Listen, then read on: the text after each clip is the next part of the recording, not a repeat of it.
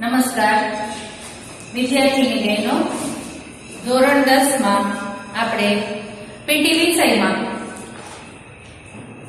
ઊંચી કૂદ પાઠ 9 ઊંચી કૂદ એમાં આપણે ઊંચી કૂદની માહિતી મેળવી, મેદાન વિશે સમજ્યા, દોડમાર્ગ, સાધનો, કૌશલ્યો આ બધું સમજતા આગળ હવે ઊંચી કૂદની વાંસ ઓળંગવાની પદ્ધતિઓ વિશે સમજીએ. તો ઊંચી કૂદમાં વાંસ ઓળંગવાની પદ્ધતિઓ એમાં 1 કાતર પદ્ધતિ, 2 પૂર્વીય કાપ પદ્ધતિ, 3 પશ્ચિમી ગવડ પદ્ધતિ, 4 પલાણ પદ્ધતિ, 5 ફોસબરી ફ્લોપ પદ્ધતિ. આ વાંસ ઓળંગ પદ્ધતિઓની સમજૂતી આપણે હવે વિસ્તારથી સમજીએ.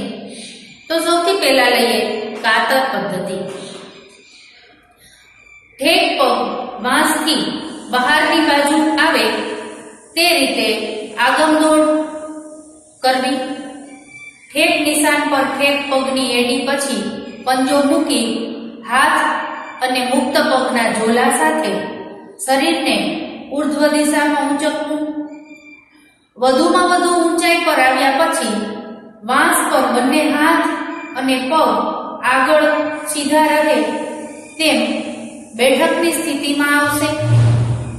આ સ્થિતિ બાદ પ્રથમ મુક્ત પગ પછી ઠેક પગને ખાડા તરફ ગતિ આપી મુક્ત પગ કે બંને પગ પર ઉતરણ કરવામાં આવશે.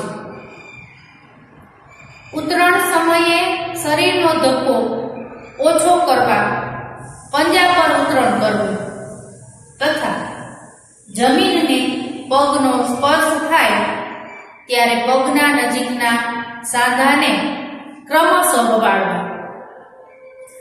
આ પદ્ધતિ વધુ અસરકારક નથી, કારણ કે વધારે ઊંચાઈ પ્રાપ્ત કરવા માટે વાંસ પર શરીરની સ્થિતિ જ મહત્વનો ભાગ ભજવે છે. આ પદ્ધતિમાં શરીરની વાંસ પર સ્થિતિ બેઠકની આવતી હોવાથી માથા અને ધડને ઊંચકવામાં વધારે શક્તિ ખર્ચાય છે તથા વાંસ અને શરીરના ગુરુત્વ મધ્ય બિંદુ વચ્ચે શરીરનો વધારે પ્રમાણમાં ભાગ આવે છે, જેથી વધારે ઊંચાઈ પ્રાપ્ત કરવા માટે આ પદ્ધતિ ઉપયોગી નથી. ત્યાર પછી બીજા ક્રમે છે જે પૂર્વીય કાપ પદ્ધતિ, તેની સમજૂતી મેળવીએ. કાતર પદ્ધતિની જેમ જ આગમદોડ કરવી, પરંતુ ઠેક પહેલા છેલ્લા 2 કદમ ઠેક બાજુ બહાર મૂકી ઠેક લેવી. મુક્ત પગનો ઝોલો ઠેક પગની ઉછાળ શક્તિ તથા બંને હાથના ઝોલાની મદદથી શરીરને ઊંચકવું. વાંસ ઉપર જતા ખેલાડી શરીર આગમદોડ માર્ગ તરફ ઘુમાવશે, જેથી વાંસ પર ઠેક પગની એડી, ઘૂંટણ, તે બાજુનો નિતંબ અને થાપો વાંસની નજીક નમેલા રહે. આ સ્થિતિમાંથી ખાડા તરફ ઝૂકતા ઠેક પગને ઝડપથી નીચે લાવતા શરીર કમરમાંથી વાંસ તરફ વળશે તથા ઠેક પગે ઉતરણ થશે.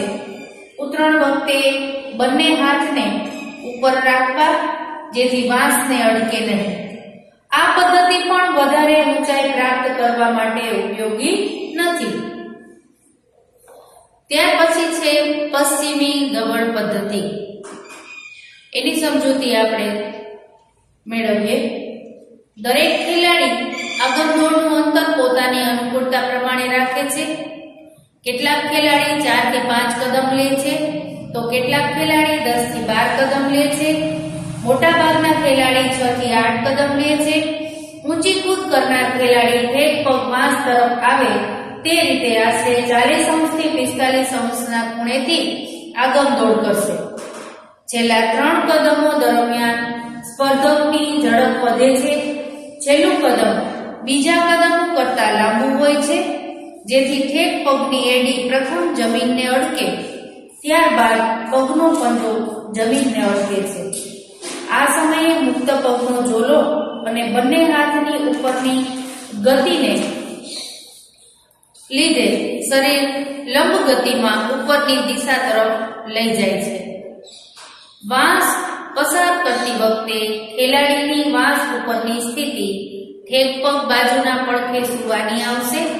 આ સ્થિતિમાં ઠેક પગ એવી રીતે વળેલો રહેશે કે જેથી ઠેક પગ, ઘૂંટણ અને કમર જમીન અથવા આડા વાંસને સમાંતર રહેશે, જ્યારે મુક્ત પગ ઘૂંટણમાંથી સીધો અને જમીનને સમાંતર રહેશે. ઠેક પગ બાજુનો હાથ ખાડા તરફ વાંસની નજીક અને તેને સમાંતર રહેશે. વાંસ પરની સ્થિતિમાંથી ખેલાડી પોતાનું શરીર ખાડા તરફ ગબડાવશે. આ ક્રિયા દરમિયાન ખેલાડીની છાતી ખાડા તરફ આવશે. સમગ્ર શરીર જમીનને લગભગ સમાંતર બનશે અને ઉતરણ ઠેક પગ અને બે હાથની મદદથી વાંસને સમાંતર બનશે. ઉતરણ દરમિયાન ખેલાડી શરીરને લાગતો ધક્કો એટલે કે થડકો ઓછો કરવા ઠેક પગ તથા બંને હાથનો જમીન સાથે સ્પર્શ થતાં જ નજીકના સાંધાઓને જમીન તરફ વાળવા. પશ્ચિમી ગબડ પદ્ધતિમાં વાંસ ઉપર શરીરના ગુરુત્વ મધ્ય બિંદુ અને વાંસ વચ્ચે શરીરનો પ્રમાણમાં ઓછો ભાગ આવતો હોવાથી કાતર પદ્ધતિ તથા પૂર્વીય કાપ પદ્ધતિ કરતાં થોડું વધારે ઊંચું કૂદી શકાય છે. ત્યાર પછી આપણે આગળ મેળવશું પલાણ પદ્ધતિ અને ફોસ્ફરી ફ્લોક પદ્ધતિ.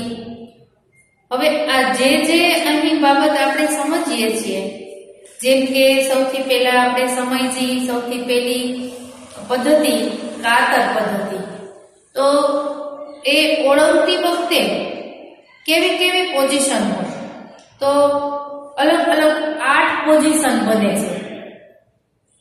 એ 8 પોઝિશનનું અહીં એક્ઝામ્પલ આપેલું છે પેજ નંબર 57 ઉપર. એવી જ રીતના ત્યાર પછીનું છે પશ્ચિમી ગબડ પદ્ધતિ. તો પશ્ચિમી ગબડ પદ્ધતિ માટે અલગ અલગ 7 પોઝિશન બને છે. એ 7 પોઝિશન અહીં આપેલી છે.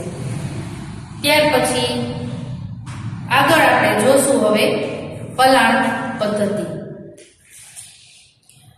પલાણ પદ્ધતિ એમાં આ પદ્ધતિમાં મોટાભાગના ખેલાડી આગમદોડ માટે 7 થી 9 કદમમાં જરૂરી ઝડપ સાથે પોતાનું અંતર પૂરું કરે છે. ખેલાડીનો ઠેક પગ આડા વાંસ તરફ આવે તેમ અને ઠેક સ્થાને આડા વાંસ સાથે 30 અંશથી 40 અંશના ખૂણેથી આગમદોડ કરશે. છેલ્લા 3 કદમ દરમિયાન ખેલાડીની ઝડપ વધે છે અને છેલ્લું કદમ બીજા કદમો કરતા પ્રમાણમાં લાંબુ હોય છે. સામાન્ય રીતે પગ ઠેક વાંસની નજીકથી કરવામાં આવે છે. પગ ઠેકમાં પહેલા પગની એડી જમીનને સ્પર્શ કરે, ત્યાર પછી પગનો પંજો જમીનને અડકે છે. પગને થોડો વાળીને ઉપર તરફ ઝોલો લેવાય છે. ઠેક લીધા પછી તરત જ મુક્ત પગને પ્રથમ વાંસ પર પલાણ કરતા હોય તેમજ લઈ જવામાં આવે છે. માથું અને ધડ વાંસ ઉપર વાંસને સમાંતર રહે છે. મુક્ત પગ અને તે બાજુનો હાથ વાંસ ઉપરથી ખાડા તરફ ઢળતા રહેશે. મજબૂત પગ વડે હવામાં ઉપરની તરફ લાત મારે છે. ઠેક પગની આ ક્રિયાથી ખેલાડીનું બાકીનું શરીર આડા વાંસ ઉપર થઈને ઉતરણ પ્રદેશ તરફ નીચે જશે. ખેલાડી મુક્ત પગ અને બંને હાથ ઉપર ઉતરણ કરી શરીરના થડકાને ઓછો કરવા મુક્ત પગ બાજુના પડખે ખાડામાં ગબડાવવામાં આવશે. આ હતી પલાણ પદ્ધતિ. તેનો અહીં પેજ નંબર 58 ઉપર એક્ઝામ્પલ આપેલું છે. ત્યાર પછી આપણે સમજશું ફોસ્ફરી ફ્લોક પદ્ધતિ. નમસ્કાર.